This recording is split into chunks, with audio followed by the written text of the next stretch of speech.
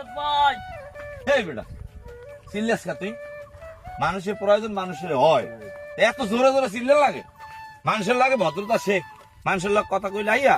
ওরে ভাই খুব গুরুত্বপূর্ণ কথা। হট বেটা, গুরুত্বপূর্ণ কথা হয়েছে, কি হয়েছে? চিল্লেই কওয়া লাগতে। ভরত ভাই চিল্লেই বেটা, কথা কবি সোলো মোশনে, শুনতেও ভালো লাগবে, পরিবেশও নষ্ট হবে না। দেখো ভরত ভাই একটা কথা কমু, সময় দেওয়া যাবে এই কথা ক। না? কমু আবার কিছু মনে করবেন না তো? আমি মনে করার কি আছে, কি করবি ক।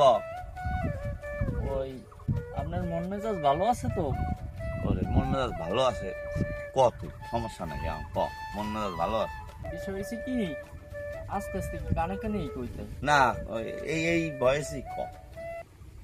ওই আপনার ঘরে আগুন লাগছে। কি হয়েছে? আপনার ঘরে আগুন লাগছে।